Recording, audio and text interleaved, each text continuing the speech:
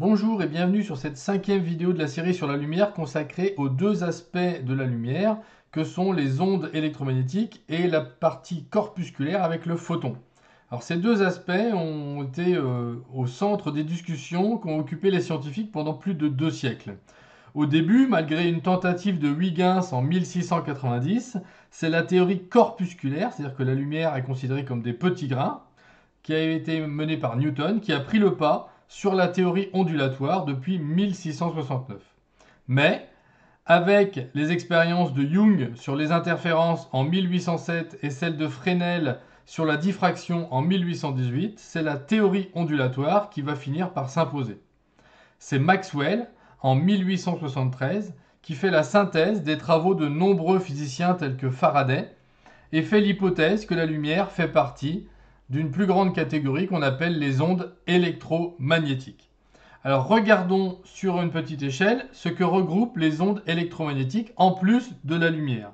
Alors en général, on distingue plusieurs catégories, notamment par exemple les ondes radio, tout à droite. La radio par exemple aux alentours d'une fréquence de 150 kHz, la FM autour de 100 MHz, et la longueur d'onde va à peu près de 1 mètre à plusieurs kilomètres. Alors on retrouve parmi ces ondes radio, on l'a dit, la radio évidemment, mais aussi la TNT et la fréquence des IRM, de l'imagerie par résonance magnétique nucléaire, aux alentours de 500 MHz. Ensuite, deuxième catégorie qu'on appelle les micro-ondes. Alors dans ces micro-ondes, eh bien, on retrouve les fréquences GSM, c'est-à-dire de la téléphonie mobile, évidemment celle du four micro-ondes, 2,4 GHz, et aussi du Wi-Fi, et même la communication par satellite. Alors, les longueurs d'onde s'étalent de 1 mm à peu près à 1 mètre. Ensuite, on trouve les infrarouges, dont on a déjà parlé, puisque sont utilisés pour faire les spectres infrarouges en chimie, des fréquences entre 10 puissance 11 et 10 puissance 14 Hz, et des longueurs d'onde entre 10 puissance moins 6 mètres, c'est-à-dire micromètres, et 0,1 mm. On trouve évidemment ensuite la lumière visible, pour laquelle vous vous rappelez qu'on va de 400 à 800 nanomètres pour la longueur d'onde, et aux alentours de 10 puissance 14 Hz pour la fréquence. Ensuite, un peu plus loin, on retrouve les ultraviolets, de 20 à 400 nanomètres en longueur d'onde et autour de 10 puissance 15 à 10 puissance 16 Hz pour la fréquence. Un peu plus loin, on retrouve les rayons X entre 10 puissance 16 et 10 puissance 20 Hz. Rayons X qui sont utilisés évidemment pour faire les radios en médecine. Et enfin, on retrouve au-delà de 10 puissance 20 Hz les rayons gamma qui sont notamment utilisés évidemment pour faire de la scintigraphie en médecine ou encore dans le TEP scan. Ces ondes, elles vont dans l'histoire perdre un petit peu de leur splendeur puisque il y a 2 expériences qui vont remettre en cause ce modèle.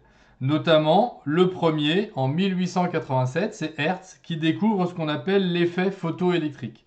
Alors le matériel de l'expérience est très simple, il s'agit d'une ampoule qui contient une cathode et une anode séparées par du vide et dont on veut essayer de faire passer un courant entre les deux. Initialement, pas de courant, mais avec de la lumière, on va pouvoir en obtenir. Lors de l'expérience, on va montrer, comme sur cette animation, qu'en fait, ça ne se comporte pas vraiment comme prévu. On fixe une couleur rouge, par exemple, et on s'attend évidemment à ce qu'à partir d'une certaine intensité, l'énergie augmentant, on réussisse à arracher des électrons. Or, on a beau augmenter autant qu'on veut, aucun électron est arraché et le courant est toujours nul. Par contre, on va vérifier qu'en diminuant la longueur d'onde, on arrive à un seuil au-delà duquel on arrive à arracher des électrons sur la plaque et faire passer donc un courant pour notre expérience. Et on pourrait même montrer que si on diminue l'intensité, ça se passe toujours.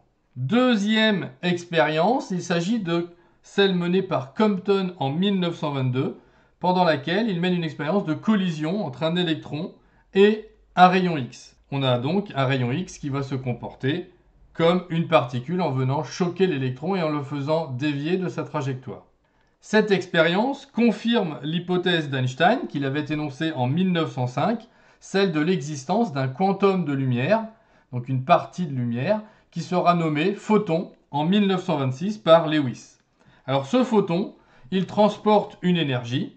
Cette énergie est égale à h fois nu, avec h ce qu'on appelle la constante de Planck, qui vaut 6,63 10 puissance moins 34 joules seconde, et nu, la fréquence en Hertz. Donc on pourrait aussi très bien la noter F, bien sûr. Alors on verra dans la prochaine vidéo comment ce photon peut interagir avec la matière et expliquer notamment les spectres de certains gaz. Merci, à bientôt, au revoir.